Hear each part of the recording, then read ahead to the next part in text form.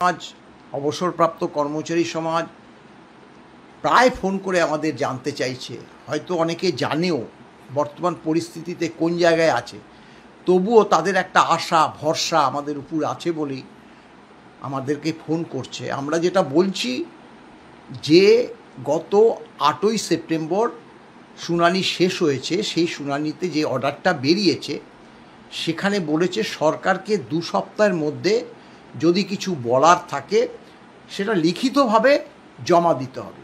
সেই কপি আমরা পাওয়ার পর আমাদেরকেও 7 দিনের মধ্যে যা বলার সেটা লিখিত আকারে আমাদেরকেও জমা দিতে বলেছে। এখন এই প্রেক্ষিত আমরা দেখলাম যে 22শে সেপ্টেম্বর সেই সময়টা শেষ হচ্ছে। আজকে কত 19 তারিখ, তো 20, 21, 22 মানে মাঝখানে আর 2 দিন বাকি আছে। তা এখনও পর্যন্ত মানে গতকাল পর্যন্ত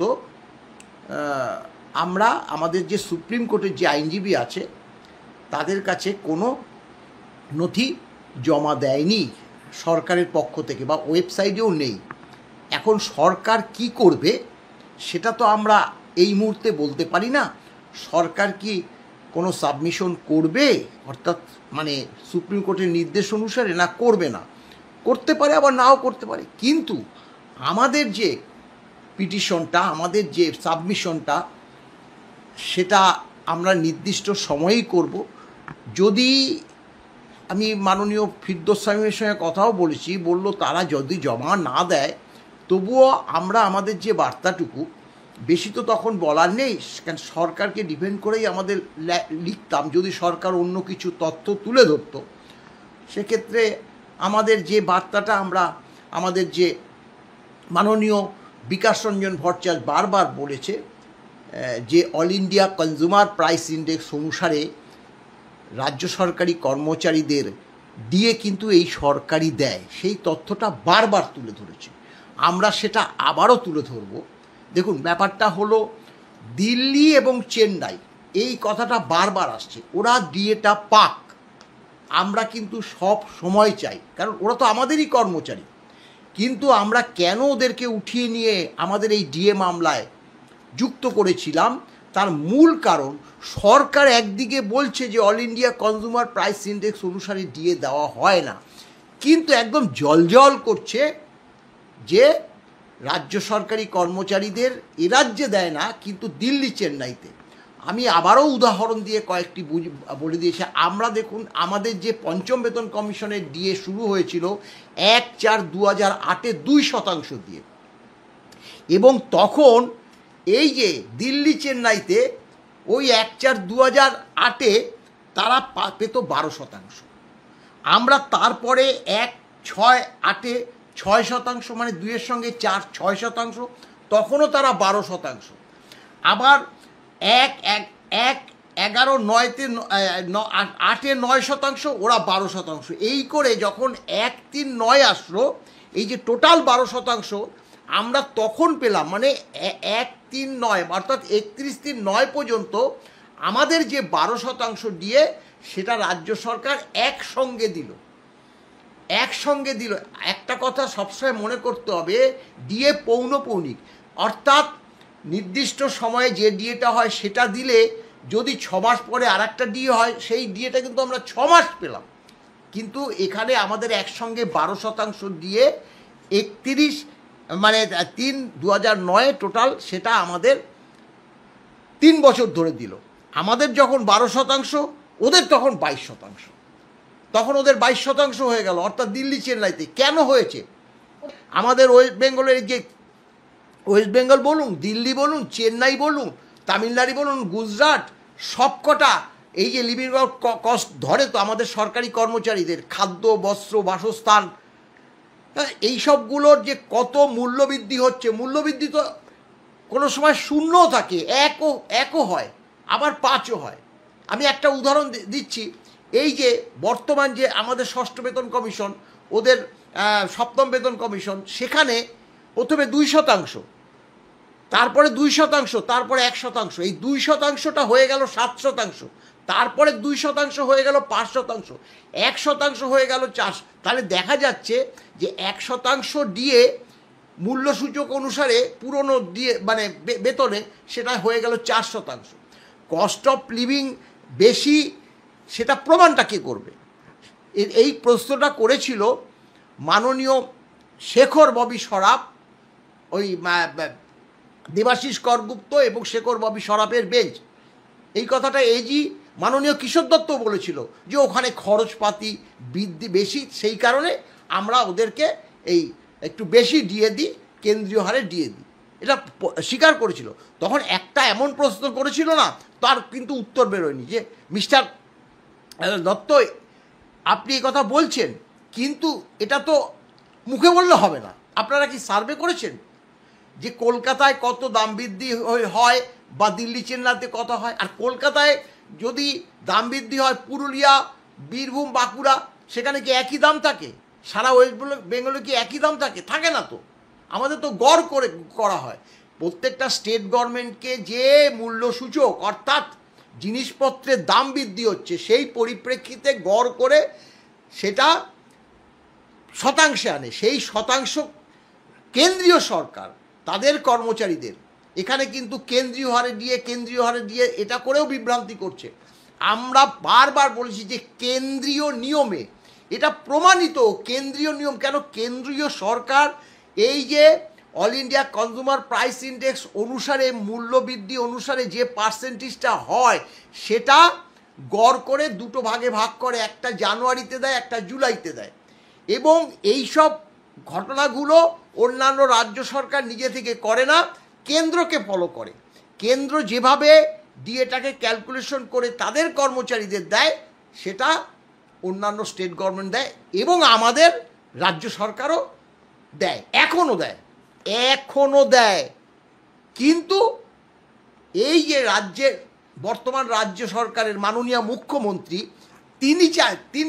তিনি তো তার তো বোধ বুদ্ধি নিয়ে প্রশ্ন তুলি, আমরা বারংবার বোধ বুদ্ধি নিয়ে প্রশ্ন তুলি। তিনি 10% দিয়ে পঞ্চম পেতে সেখানে 15 করেছে, 7% দিয়ে 10 করেছে, 8% দিয়ে 10 করেছে, করে সাধারণ কর্মচারী যারা এই ডিএ নিয়ে তাদের ব্যাপার কিছু অভিজ্ঞতাটা খুব বেশি নেই, কর্মচারীরা মনে করে বা সাধারণ মানুষ মনে করে ও বাবা 10%-র জায়গায় 15% দিয়ে দিল, ওই ঘেউ করবেন না, আমি টাকার জোগাড় করতে পেরেছি বলে আপনাদের 15% দিয়েছি না। এটা মাননীয় বিচারপতি নিশিতা মাত্র বলেছিল কেন্দ্রের সঙ্গে রাজ্যের ডিএর ফারাক কত, সেই ভয় পেয়ে 10টাকে 15 করেছে। 15 করলে কী হবে? 15টা তো প্রিভিয়াস 5% প্রিভিয়াস ডিএটা না দিয়ে সেখান থেকে তুলে এনে 10-এর সঙ্গে 5 করেছে। প্রিভিয়াস ডিএ 3% না দিয়ে সেখান থেকে 7-এর সঙ্গে 3 দিয়েছে, কারণ এগুলো পরে কেটে নিয়েছে। অর্থাৎ এটাই হচ্ছে all India consumer price index অনুসারে দেয় যে তার প্রমাণ। এবং আরও একটা প্রমাণ, এই যে কেন্দ্রীয় সরকারের 125% হয়ে গেছে 1/16-তে, তারপরে ওরা 1/7/16 থেকে তারা ডিএ শুরু করে দিয়েছে নয়া বেতন কমিশনে। আর আমাদের সেই 125কে নিয়ে আসলো 1/19-এ। 125 মানে এই 25% একসঙ্গে দিয়ে, 100 হয়েছিল, 25 দিয়ে 125 করার পর কি করলো, 1 বছর 25%টা আমরা এনজয় করলাম 1 বছর, কিন্তু এই 25% ডিএর মধ্যে 4 কিস্তি আছে। ওই যে আমি আবারও বললাম, এই যে 4 কিস্তি ডিএ সেটা একসঙ্গে দেওয়াতে আমাদের প্রভূত ক্ষতি হয়েছে। কীরকম প্রভূত ক্ষতি হয়েছে? যে প্রথম কিস্তি 7% সেটা আমরা 54 মাস পরে পেয়েছি, দ্বিতীয় কিস্তি 6% সেটা আমরা 48 মাস পরে পেয়েছি, তৃতীয় কিস্তি 6% সেটা 42 মাস পরে পেয়েছি, একদম শেষ 6% মানে 1/16-তে যেটা দিয়েছিল সেটা সে 24 মাস পরে পেয়েছি। তাই এগুলো তো রাজ্য সরকারকে দিতে হবে। এবং ওই 125 হওয়ার পর all India consumer price index অনুসারে তারপরে বেতন কমিশন আমাদের হয়েছে। আবার এবারও বলছি, কেন্দ্রীয় সরকারের বর্তমান ডিএ 55%।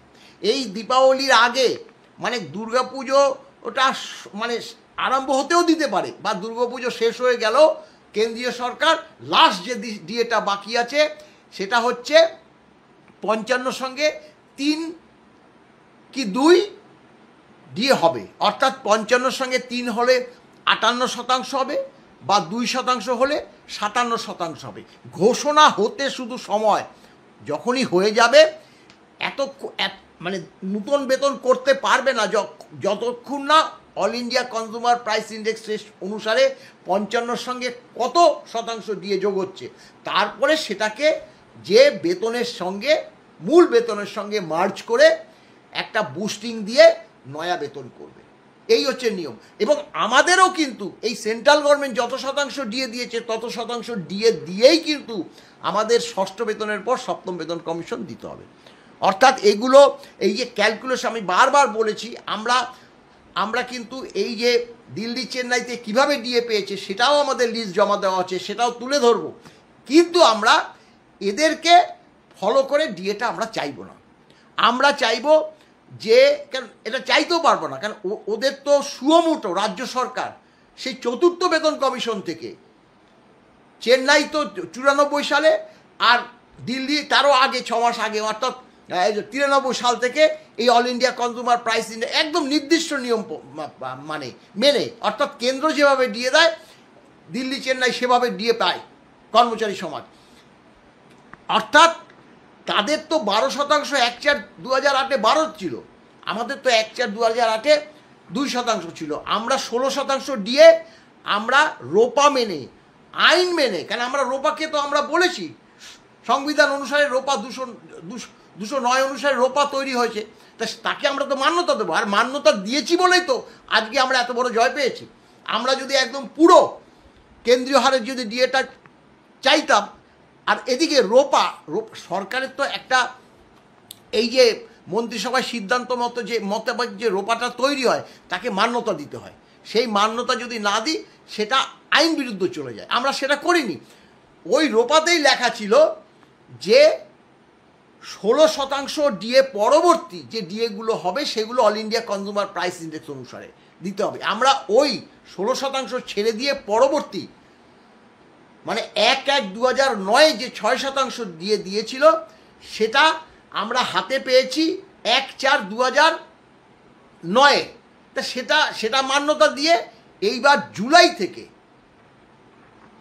2009 থেকে আমরা একদম 1/1/19 পর্যন্ত জেট টেনে এবার আমরা কর্মচারী সমাজকে বলবো, আপনাদের যে বেসিক যারা অবসর নিয়েছে তাদের বেসিকটা ফিক্সড, অর্থাৎ 1/7/2009 শুধু বেসিকটা বার করতে হবে, অর্থাৎ পেনশনের বেসিকটা কত, আর কোনো অসুবিধা হবে না।